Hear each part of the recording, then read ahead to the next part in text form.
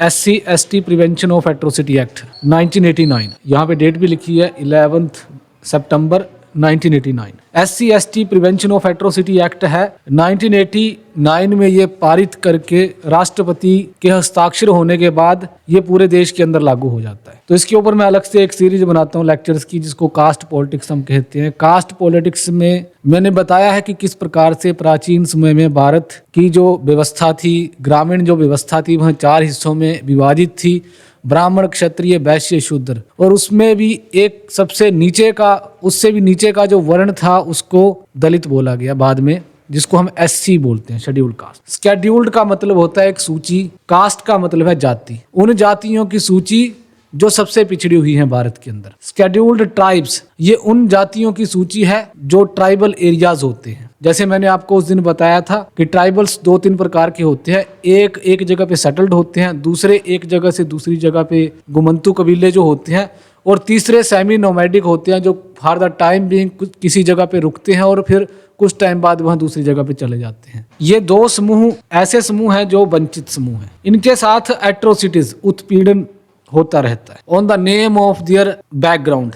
उनकी बैकग्राउंड के आधार पर उनके साथ बहुत सारा अत्याचार होता है। उस अत्याचार से इनको बचाने के लिए 1989 में एक एक्ट लाया गया था, जिसको the scheduled castes and scheduled tribes prevention of atrocities act 1989 कहते हैं।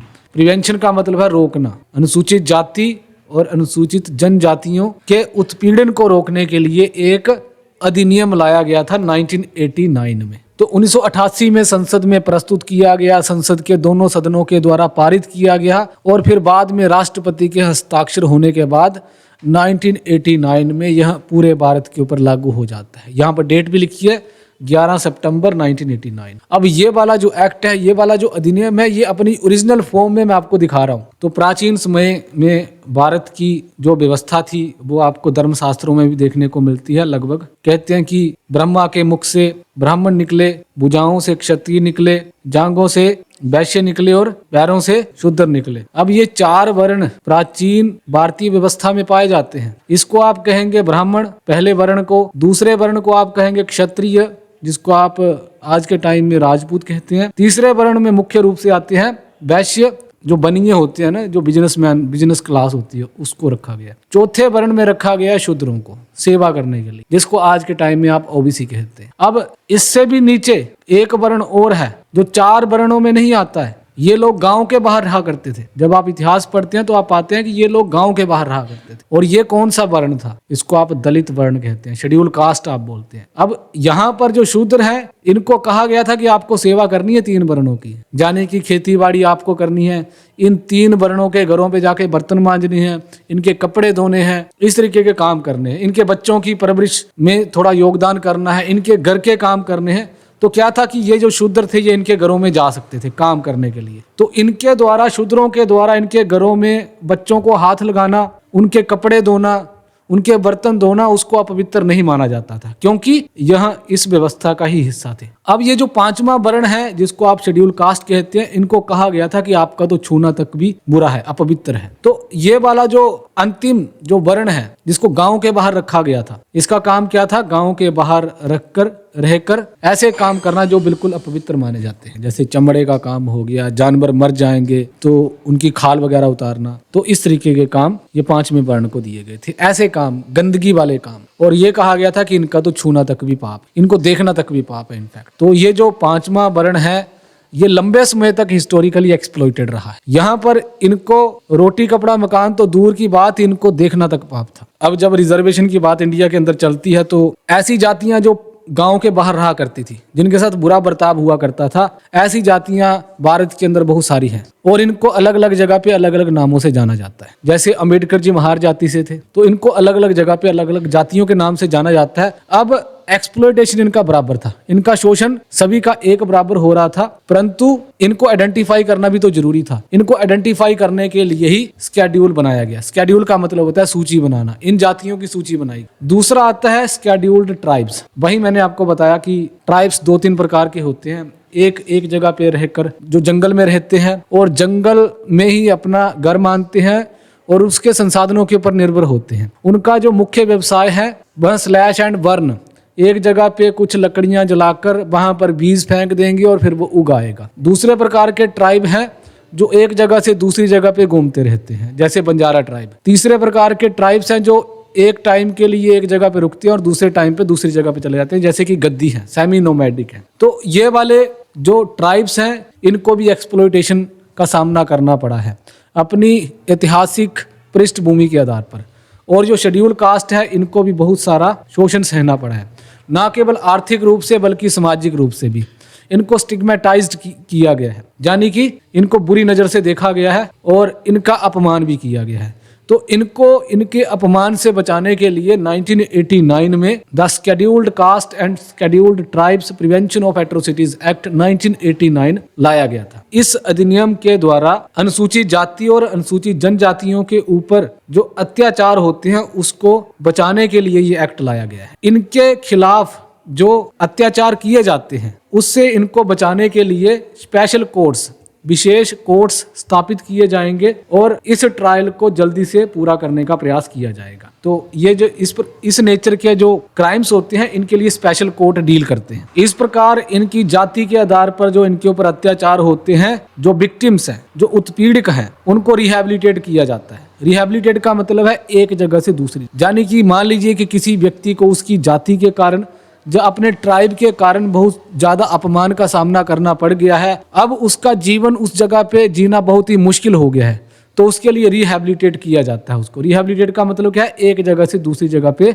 ले जाया जाता है ताकि वह दूसरी जगह पे इज्जत भरी जिंदगी जी ले। और इसी नेचर के जो मैटर्स होते हैं उसी के साथ ये डील कर। भारतीय रिपब्लिक के एग्जिस्टेंस में आने के 40 वर्षों बाद इस एक्ट को भारतीय संसद के द्वारा पारित किया गया। यह भारत के सभी राज्यों के ऊपर एक समान रूप से लागू होता है, केवल जम्मू और कश्मीर को छोड़कर। अच्छा, मैंने ये बताया कि 1989 में एग्जिस्टेंस में आया था और 2019 में आर्टिकल 370 इनऑपरेटिव कर दिया गया है। 370 इनऑपरेटिव किया गया केंद्र की सरकार के द्वारा।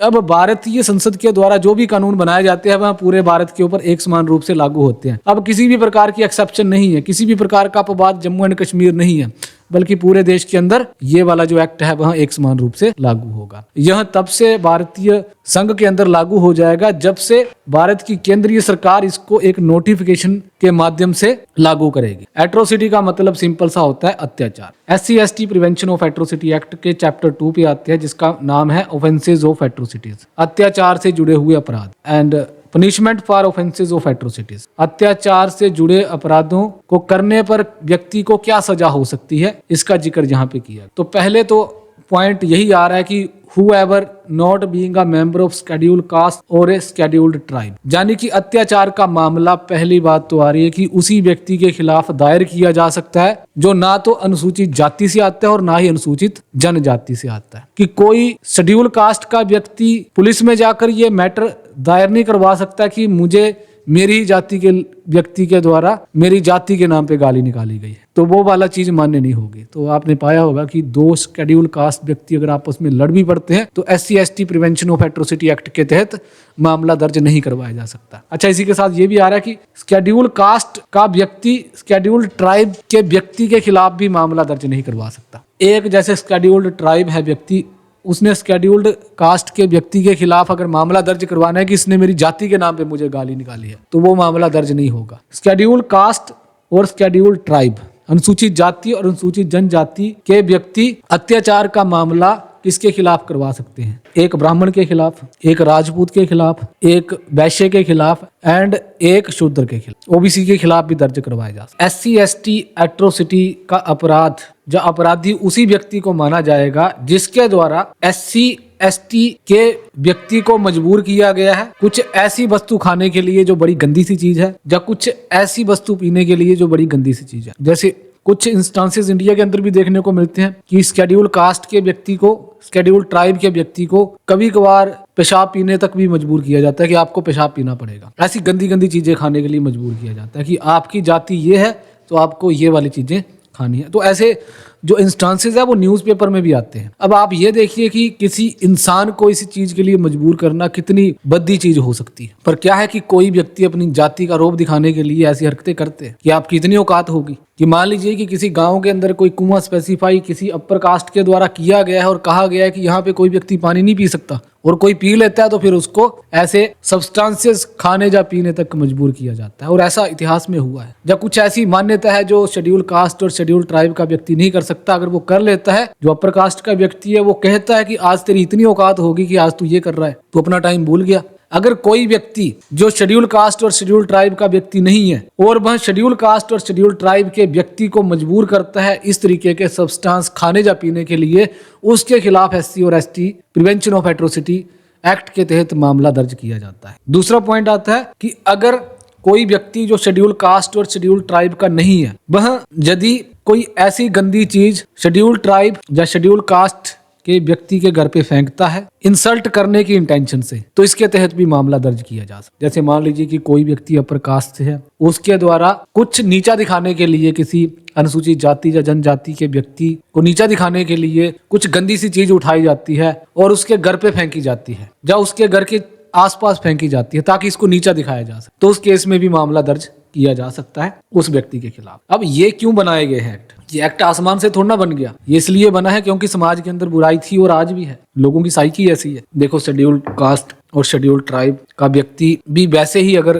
कार्य करना शुरू कर देता है जैसे कि अपर कास्ट के व्यक्ति कर रहे हैं, तो दिक्कतें होती हैं। जैसे मैं जाति व्यवस्था के बारे में पढ़ाता हूँ, तो पुराने समय में आज भी बहुत सारी जगह पे ऐसा होता है जहाँ पर शेड्यूल कास्ट और शेड्यूल ट्राइब के व्यक्तियों को मजबूर किया जाता है, जो आप कह सकते हैं लोअर कास्ट के व्यक्तियों को मजबूर किया जाता है कि वह वैसे जीवन जीने का प्रयास ना करें जैसे कि अपर कास्ट के व्यक्ति जी रहे हैं। और कोई हिम्मत करके वैसे जीवन जीना शुरू कर भी देता है तो उसकी पिटाई तक हो जाती है, उसको मजबूर किया जाएगा कि तुझे पेशाब तक पीना पड़ेगा। यदि कोई व्यक्ति अनुसूचित जाति या अनुसूचित जनजाति के व्यक्ति को मजबूर करता है और उसके कपड़े जबरदस्ती उतारता है या फिर उसके मुंह या उसके शरीर को किसी पेंट से, जैसे मुंह काला टाइप कर देना या इस तरीके का कोई एक्ट करता है, तो उसके तहत भी मामला दर्ज किया जा सकता है। क्या समझे कि अगर किसी अनुसूचित जाति या जनजाति व्यक्ति को मजबूर किया जाता है उसके कपड़े खोलने के लिए, उसका मुंह काला किया जाता है जिससे कि उसकी डिग्निटी, उसके आत्मसम्मान को चोट पहुंचेगी, इस तरीके के काम कोई व्यक्ति करता है, तो ये मानवीय डिग्निटी, मानव के आत्मसम्मान के लिए बुरी चीज समझी जाती है और इसके तहत भी उस व्यक्ति के खिलाफ मामला दर्ज किया जा सकता है। मैंने पहले कहा कि ये एक्ट क्यों बना होगा, ये एक्ट इसलिए बना होगा क्योंकि समाज के अंदर ऐसी बुराइयां होंगी।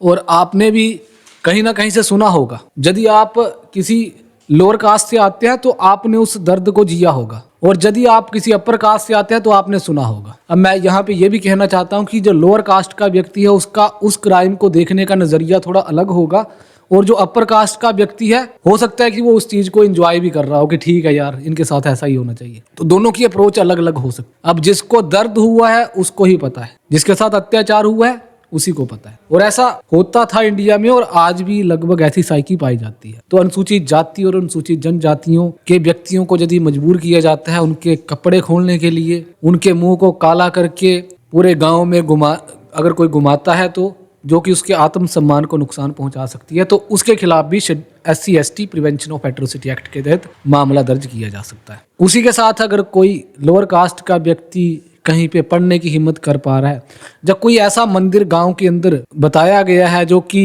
अलो किया गया है कि अपर कास्ट के व्यक्ति ही वहां पे जा सकते हैं, और लोअर कास्ट का व्यक्ति अगर उस मंदिर में चला जाता है उसकी पिटाई तक हो जाएगी, ऐसे ही कुछ कारण होंगे ना। या फिर कहीं पे कुआं होगा, तालाब होगा जहाँ पे पानी ले लिया होगा, या तो किसी व्यक्ति को छू लिया होगा तब पिटाई हो रही होगी, या तो किसी व्यक्ति को पानी पिला दिया होगा कि नहीं यार ये बंदा शिकार करने आया, इसको प्यास लगी थी, तो उसने उसको पानी पिला दिया और बाद में पता चला कि ये लोअर कास्ट का व्यक्ति था, फिर उसकी ही पिटाई हो जाएगी। लैडर में इसमें OBC भी आते हैं। मैं तो ये कहना चाहूंगा कि जो शेड्यूल कास्ट है उसके ऊपर अत्याचार OBC के द्वारा भी किया जाता है, क्योंकि आप भी ये पा रहे होंगे कि यहाँ का OBC भी तो शेड्यूल कास्ट को लोअर ही मान रहा है, OBC भी इसको इस प्रकार के एक्ट्स कर सकते हैं, इसलिए इनके खिलाफ भी मामला दर्ज किया जा सकता है। हालांकि जो OBC है वह चौथे वर्ण में आ रहे हैं, पर जब हायरार्की की बात आ रही है तो OBC भी मान रहे हैं कि आप हमसे नीचे हैं। इस तरीके से गंदी चीजें खाने के लिए मजबूर करना, उनके घरों पे गंदगी फेंक देना, उनके चारों ओर गंदगी फेंक देना, या किसी के कपड़े उतार देना जबरदस्ती, उसका मुंह काला कर देना और गधे पे बिठाकर जूतों के हार पहनाकर पूरे गांव में घुमाना, या फिर किसी शेड्यूल कास्ट के पास अगर जमीन आ गई है तो उसकी जमीन को जबरदस्ती छीन लेना कि आप जमीनों के मालिक थोड़ी ना थे। तो उनके अधिकारों को प्रिजर्व करने के लिए इस प्रकार का एक्ट लाया गया है। अब बहुत सारी चीज़ें हम पढ़ते हैं और बीच में हंसी भी आती है कि ऐसे एक्ट भी हो रहे होंगे। हमें तो हंसी आ रही है, पर जिस व्यक्ति के साथ ये होता है, मान लो कि आप में से ही किसी की पिटाई कर दी जाती है, जबरदस्ती पब्लिक के सामने कपड़े फाड़ दिए जाते हैं और आपके सिर के बाल तक काट दिए जाते हैं और मुंह काला कर दिया जाता है और फिर गांव के अंदर घुमाया जाता है गधे के ऊपर बिठा जूते पहनाकर। हंसी आएगी एक दूसरे को अज्यूम करके, बट अगर आपके खुद के ऊपर होगा तो आप जानेंगे। किसी व्यक्ति को पब्लिक के सामने पेशाब पीने के लिए मजबूर किया जाएगा तो उसका तो जीना हराम हो जाएगा। तो इस तरीके के अत्याचार से बचाने के लिए ये एक्ट लाया गया। तो मुझे लगता है कि मेन क्रक्स आप समझ गए होंगे अभी तक। किसी भी व्यक्ति के खिलाफ जब SC/ST एक्ट के तहत मुकदमा दायर किया जाता है तो उसको कोग्निजेबल ऑफेंस बोलते हैं, हम संगीन अपराध हम बोलते हैं। अब संगीन अपराध क्या होता है? संगीन अपराध उस अपराध को कहते हैं जब कोई अपराध हो जाता है और पुलिस किसी व्यक्ति के खिलाफ बिना मजिस्ट्रेट की परमिशन के मुकदमा दायर कर लेती है और उसकी जांच करती है और उसको अरेस्ट करती है। उसी को बोलते हैं कॉग्निजेबल ऑफेंस। ऐसा माना जाता है कि जो संगीन अपराध है यह काफी खतरनाक अपराध होते हैं। इससे जो पब्लिक सेफ्टी होती है और कानून और व्यवस्था होती है उसको काफी नुकसान पहुंचता है। जैसे कि किसी की हत्या कर देना सेक्शन 302 IPC, रेप कर देना सेक्शन 376 IPC, किसी को किडनैप करना सेक्शन 363 IPC, थेफ्ट चोरी करना सेक्शन 379 IPC, राइटिंग दंगा भड़काना सेक्शन 147 IPC, ह्यूमन ट्रैफिकिंग मानवों की तस्करी करना सेक्शन 370 IPC। इसके तहत व्यक्तियों के खिलाफ मुकदमे दायर किए जाते हैं। जो व्यक्ति किसी की हत्या करता है, रेप करता है, किडनैपिंग करता है, चोरी करता है, दंगा भड़काता है, जब मानवों की तस्करी करता है, उसके खिलाफ संगीन अपराध के तहत मुकदमा दायर किया जाता है। और संगीन अपराध में पुलिस के पास अथॉरिटी होती है कि वह उस अपराधी के खिलाफ मुकदमा दायर करे, उसकी जांच करे और उसके बाद उसको अरेस्ट करे बिना मैजिस्ट्रेट की परमिशन के। इसी को बोलते हैं कॉग्निजेबल ऑफेंस, संगीन अपराध। ये अपराध सीरियस नेचर के होते हैं, जैसे आपको दिख ही रहे हैं murder, rape, kidnapping, theft, writing, human trafficking. तो ये सीरियस नेचर के क्राइम है। दूसरे प्रकार के अपराध होते हैं नॉन कॉग्निजेबल ऑफेंस, जिसको आप गैर संज्ञेय अपराध हिंदी में कहते हैं। आपने पढ़ा होगा इसके बारे में। इस प्रकार के अपराधों में पुलिस किसी व्यक्ति के खिलाफ या किसी अपराधी के खिलाफ ना तो FIR रजिस्टर कर सकती है, ना ही उसकी जांच कर सकती है और ना ही उस व्यक्ति को अरेस्ट किया जा सकता है बिना मैजिस्ट्रेट की परमिशन के। पहले मैजिस्ट्रेट परमिशन देता है, फिर वहां से वारंट जारी होता है, फिर जब उस व्यक्ति को अरेस्ट में लिया जाता है तो उसको वारंट दिखाया जाता है। तो आपने मूवीज में देखा होगा कि पुलिस आती है और बताती है कि आपके खिलाफ हमारे पास अरेस्ट वारंट है। तो ये जो गैर संगीन अपराध होते हैं इसमें अरेस्ट वारंट जरूरी होता है। परंतु जो संज्ञेय अपराध होते हैं उसमें किसी भी प्रकार के वारंट की जरूरत नहीं पड़ती है। तो जो SC/ST एक्ट है, schedule caste and schedule tribe act, जब किसी अनुसूचित जाति, अनुसूचित जनजाति के व्यक्ति के ऊपर अत्याचार होते हैं और जिस व्यक्ति के द्वारा वो अत्याचार किए जाते हैं उस व्यक्ति के खिलाफ जब मुकदमा दायर किया जाता है तो उसको बिना मैजिस्ट्रेट की परमिशन के ही गिरफ्तार किया जा सकता है, क्योंकि ये संगीन अपराध आता है। Schedule caste and schedule tribes prevention of atrocity act के तहत कुछ क्राइम्स ऐसे हैं जो किसी व्यक्ति के द्वारा किए जाते हैं तो उसको सजा दी जाती है। और वो क्राइम्स कौन कौन से थे? पहला जो मैंने बताया था वो ये बताया था कि किसी अनुसूचित जाति और अनुसूचित जनजाति के व्यक्ति को यदि मजबूर किया जाता है किसी ऐसी वस्तु को खाने के लिए या पीने के लिए जो उसकी हेल्थ के लिए अच्छा नहीं है या डेरोगेटरी नेचर की है, तो जो व्यक्ति इस प्रकार का अपराध कर रहा है उसके खिलाफ SC/ST prevention of atrocity act के तहत मुकदमा दायर किया जाता है।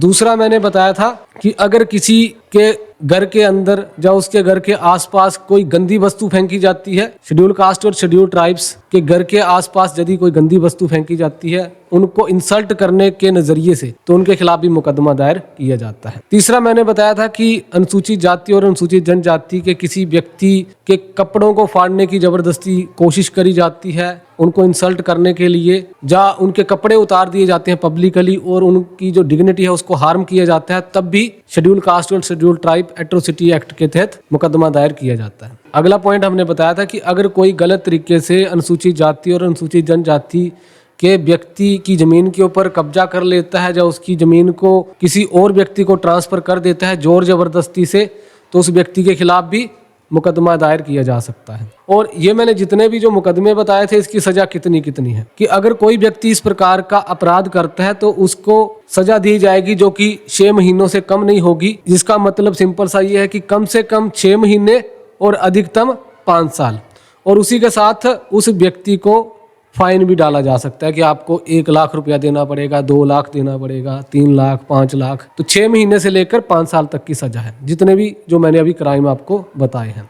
इसके आगे भी कुछ क्राइम्स ऐड होंगे जिनके बारे में मैंने बताया नहीं, पर मैंने इस लेवल पे आके आपको सजा बता दी कि कितनी सजा किसी व्यक्ति को हो सकती है। अगला पॉइंट आता है कि किसी अनुसूचित जाति और अनुसूचित जनजाति के व्यक्ति की जमीन के ऊपर जाकर जबरदस्ती कब्जा करके वो व्यक्ति उस पर कुछ भी उगा रहा है, उस जमीन को खराब कर देना, इस तरीके का कोई काम करता है तब भी मुकदमा दायर किया जा सकता है। तो अनुसूचित जाति और अनुसूचित जनजाति के व्यक्ति को बेगार करने के लिए मजबूर किया जाता है, बिना पैसों से उससे काम करवाया जाता है, बंधुआ मजदूरी उससे करवाई जाती है, तब भी मुकदमा दायर किया जा सकता है। परंतु यदि भारत की सरकार कोई आदेश पारित कर दे कि देश की सेवा के लिए आपको कुछ सर्विस करनी पड़ेगी, तो उस केस में सरकार के खिलाफ ये मुकदमा दायर नहीं किया जा सकता, क्योंकि फंडामेंटल ड्यूटीज में आपने पढ़ा होगा कि सरकार आपको टाइम टू टाइम कह सकती है कि सरकार आपसे सर्विस करवा सकती है इन द नेशनल इंटरेस्ट, राष्ट्रीय हित में, परंतु कोई व्यक्ति नहीं करवा सकता। अच्छा, ये वाला क्लॉज क्यों जोड़ा गया होगा? ये इसलिए जोड़ा गया है क्योंकि ऐसा होता है, अनुसूचित जाति अनुसूचित जनजाति के व्यक्तियों को मजबूर किया जाता है कि उनको किसी के खेत पे आकर काम करना है, और कभी कभार तो उनको इतने लंबे समय तक काम करवाया जाता है कि उनको खाना ही दिया जाता है, बाकी उनको पैसे वगैरह दिए नहीं जाते हैं। उनको कंपेल किया जाता है कि आपको काम करना पड़ेगा, एक प्रकार का बंधुआ मजदूर उनको बना दिया जाता है।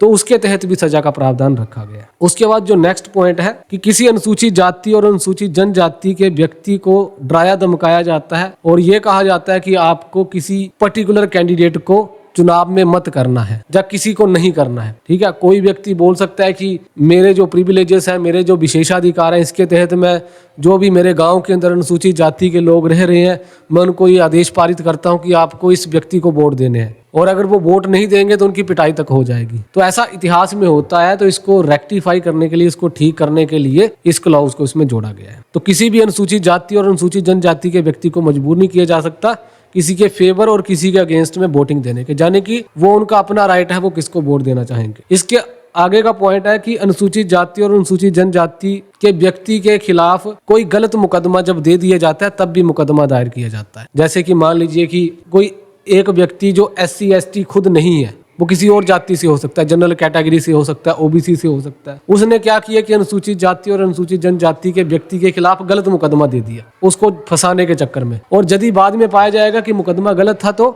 सजा किसको मिलेगी? जिसने गलत मुकदमा दिया है। अगला पॉइंट आता है कि कोई व्यक्ति जो कि अनुसूचित जाति और अनुसूचित जनजाति से नहीं है, वह किसी सरकारी अफसर तक कोई गलत सूचना पहुंचा देता है किसी अनुसूचित जाति या जनजाति के व्यक्ति के खिलाफ, और कहता है कि इस व्यक्ति के खिलाफ एक्शन लिया जाना चाहिए, उसको सिर्फ चिढ़ाने के लिए या उसको तंग करने के लिए ऐसा मुकदमा या ऐसी इंफॉर्मेशन किसी सरकारी अफसर को दे देता है, तब भी उस व्यक्ति के खिलाफ मुकदमा दायर किया जाएगा। अगला पॉइंट आता है, लोगों के सामने जब किसी अनुसूचित जाति और अनुसूचित जनजाति के व्यक्ति को डराया धमकाया जाता है, उसको तंग किया जाता है, तब भी मुकदमा दायर किया जाता है। अगला जो पॉइंट है वो महिलाओं से जुड़ा हुआ है कि किसी अनुसूचित जाति और अनुसूचित जनजाति की महिला को असोल्ट किया जाता है या उसके खिलाफ जब पावर यूज करी जाती है तो उस व्यक्ति के खिलाफ भी मुकदमा दायर किया जा सकता है। और उसका मकसद क्या होगा कि किसी अनुसूचित जाति या जनजाति की महिला को असोल्ट करने का मतलब क्या है? उसको तंग करना, फिजिकली तंग करना,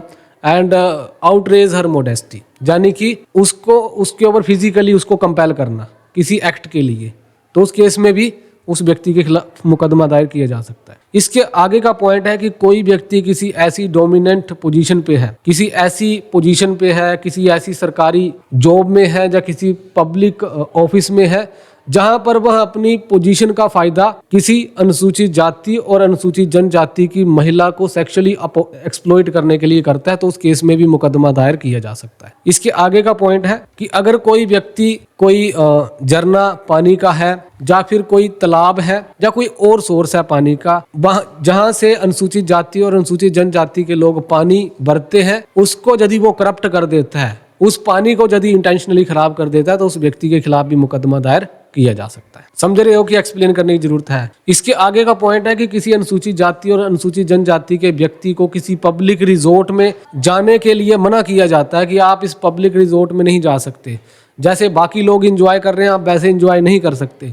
जब किसी अनुसूचित जाति और अनुसूचित जनजाति के व्यक्ति को इस प्रकार की जगह पे जाने से रोका जाएगा, तब भी मुकदमा दायर किया जा सकता है। इसके अलावा यदि किसी अनुसूचित जाति और अनुसूचित जनजाति के व्यक्ति को उसको अपने घर को छोड़ने, अपने गांव को छोड़ने, जहां पर भी वो रह रहा है उसको छोड़ने के लिए मजबूर किया जाता है, तब भी मुकदमा दायर किया जा सकता है। और जितने भी जो मैंने पॉइंट्स बताए हैं, इसकी सजा कितनी बताई गई है? कम से कम 6 महीने, अधिकतम 5 साल, और उसके साथ फाइन भी लगाया जा सकता है। इसके आगे का पॉइंट आता है कि अगर कोई झूठी गवाही दे देता है जो अनुसूचित जाति और अनुसूचित जनजाति का नहीं है, और किसके खिलाफ? अनुसूचित जाति या जनजाति के व्यक्ति के खिलाफ जिसके खिलाफ मुकदमा कोर्ट में चल रहा है, और बाद में ये पाया जाता है कि वो जो गवाही दी गई थी वो गलत थी, और उसकी गवाही के कारण उस व्यक्ति को मृत्युदंड मिला था या फिर उम्र कैद मिली थी और फाइन भी पड़ा था, तो उस केस में बाद में साबित होने के बाद जिस भी व्यक्ति के द्वारा वो जो गलत गवाही दी गई होगी उसको डेथ पेनल्टी मिलेगी, मृत्युदंड दिया जाएगा। अगला पॉइंट लिखा है कि यदि किसी व्यक्ति के द्वारा अनुसूचित जाति या जनजाति के व्यक्ति के खिलाफ कोई गवाही दी जाती है, लाइकवाइज ही होगा कि आज गवाही दे दी और उस व्यक्ति को सजा मिली 7 साल की, तो उस केस में बाद में यदि पता चल जाता है कि वो जो गवाही दी गई थी वो झूठी गवाही थी, तो उस केस में जिसके द्वारा वो झूठी गवाही दी गई होगी उसको कम से कम 6 महीने की सजा या फिर 7 साल तक वो एक्सटेंड हो सकती है। यदि किसी व्यक्ति के द्वारा जो कि अनुसूचित जाति और अनुसूचित जनजाति से नहीं है, और वह यदि अनुसूचित जाति या जनजाति के व्यक्ति की जमीन के ऊपर कोई आग लगा देता है या फिर कोई ऐसा सब्सटेंस फेंक देता है जिसके कारण उसकी जमीन की जो फर्टिलिटी है, जो उसकी जमीन खराब हो जाती है, तो उस केस में उस व्यक्ति के खिलाफ मुकदमा दायर किया जाता है, और इसकी सजा कितनी है? नॉट लेस देन 6 मंथ, 6 महीने से कम नहीं होगी, और ये 7 सालों तक भी स्ट्रेच हो सकती है, और उसी के साथ फाइन भी पड़ सकता है। यदि किसी व्यक्ति के द्वारा अनुसूचित जाति और अनुसूचित जनजाति के किसी प्लेस के ऊपर कुछ ऐसी वस्तु फेंक दी जाती है जिसके कारण वहाँ की जो बिल्डिंग है वह टूट सकती है, जब वहाँ की जमीन की फर्टिलिटी खराब हो सकती है, हो सकता है वह जमीन अनुसूचित जाति या जनजाति के द्वारा किसी सोशल पर्पस के लिए यूज करी जा रही होगी, जैसे कि उनके अपने उसमें मंदिर हो, या फिर उनके अपने घर हो, या फिर उनकी कस्टडी में वो प्रॉपर्टी हो। यदि किसी व्यक्ति के द्वारा ऐसा किया जाता है और उस जमीन को या उसके अंदर की बिल्डिंग्स को तोड़ने फोड़ने का काम किया जाता है, तो उस केस में उस व्यक्ति के खिलाफ मुकदमा दायर किया जाता है, और इसकी सजा कम से कम उम्र कैद हो। इस पॉइंट को समझ गए आप? मैं सिंपल से ये बात कर रहा हूँ कि अनुसूचित जाति या जनजाति के जो व्यक्ति हैं उनकी अपनी ज़मीन है, उसके ऊपर कोई उनका फॉर एग्जांपल कोई मंदिर है, या फिर उनकी एक बस्ती है, उनके घर वहाँ पे बने हुए हैं, या फिर उन्होंने अपनी प्रॉपर्टी को ऐसे ही सीज करके रखा हुआ है। यदि किसी व्यक्ति के द्वारा अगर वह अनुसूचित जाति और अनुसूचित जनजाति से नहीं है, वहाँ पर जाकर तोड़फोड़ करी जाती है, उनकी बिल्डिंग्स को नुकसान पहुँचाने का प्रयास किया जाता है, तो उस केस में उस व्यक्ति के खिलाफ मुकदमा दायर किया जाता है, और इसकी सज़ा उम्र कैद होती है और फाइन भी लगाया जा सकता है। इसके आगे का पॉइंट है कि यदि कोई व्यक्ति इंटेंशनली जानबूझकर किसी अनुसूचित जाति या अनुसूचित जनजाति के व्यक्ति की पहचान के आधार पर उसकी प्रॉपर्टी को नुकसान पहुंचाने का प्रयास करता है, तो उस केस में सजा कितनी है? 10 साल की सजा दी गई है। अगर कोई व्यक्ति अनुसूचित जाति या जनजाति से नहीं है और उसको पता है कि सामने वाली जमीन किसी अनुसूचित जाति या जनजाति के व्यक्ति की है, और वह उस जमीन को डैमेज करने का प्रयास करता है जानबूझकर, और यदि ये मुकदमा दायर किया जाता है तो इस केस में सजा दी गई है 10 साल या उससे भी ज्यादा। यदि किसी व्यक्ति के द्वारा अनुसूचित जाति या जनजाति के व्यक्ति के खिलाफ कोई ऐसा एक्ट किया गया है जितने भी मैंने बताए हैं, और अगर कोई दूसरा व्यक्ति उसको बचाने का प्रयास करता है जानबूझकर और गलत एविडेंस प्रोवाइड करवाता है, तो उस व्यक्ति को भी सजा मिलती है। यहाँ पे दूसरा व्यक्ति भी जुड़ रहा है साथ में, कि दूसरा व्यक्ति यदि गवाही देगा, गलत गवाही देगा, तो उसको भी सजा मिलेगी। जैसे कि ए व्यक्ति के द्वारा किसी अनुसूचित जाति या जनजाति के व्यक्ति के ऊपर कोई एक्ट किए गए जितने मैंने बताए, उसके बाद उसके खिलाफ मुकदमा दायर हुआ और मामला कोर्ट तक पहुंचा, और दूसरा बी व्यक्ति वहां पर ए व्यक्ति के पक्ष में गवाही देता है, और यदि वहां गवाही बाद में पाया जाता है कि गलत दी गई है, तो उसको भी सजा दी जाती है एज पर दी रूल्स। इसके साथ ही पब्लिक सर्वेंट, यदि कोई सरकारी अफसर किसी प्रकार का अपराध अनुसूचित जाति या जनजाति के खिलाफ करता है तो उसको भी सजा मिलती है, जिसमें बताया गया है कि उसकी कम से कम सजा 1 साल हो सकती है और उस सजा को एक्सटेंड भी किया जा सकता है। सरकारी अफसर भी इसी में आ रहे हैं। फिर उसके बाद punishment for neglect of duties, ये पब्लिक सर्वेंट के लिए ही है। यदि कोई सरकारी अफसर किसी अनुसूचित जाति या जनजाति के व्यक्ति के द्वारा शिकायत दी गई है और वह उस शिकायत को दायर नहीं करता है और वो नेग्लिजेंस बरतता है, जैसे फॉर एग्जांपल कोई व्यक्ति पुलिस स्टेशन में जाता है शेड्यूल कास्ट या शेड्यूल ट्राइब का जिसके ऊपर अत्याचार हुआ है और पुलिस स्टेशन में वो अपनी FIR दर्ज करवाना चाहता है, यदि वहां का जो सरकारी कर्मचारी उसकी रिपोर्ट को दायर नहीं करता है तो उस सरकारी अफसर के खिलाफ भी एक्शन लिया जाता है और उसकी सजा कम से कम 6 महीने और उसको 1 साल तक बढ़ाया जा सकता है। तो सरकारी कर्मचारियों के लिए भी ये सजा बताई गई है। अब ये जो सरकारी कर्मचारी है यदि वह अनुसूचित जाति या जनजाति से नहीं है, जिसका मतलब क्या है कि वह भी किसी दूसरी जाति का होना चाहिए। So there are multiple provisions in this act. तो और भी काफी लंबा एक्ट है ये, इसको हम आगे भी पढ़ेंगे।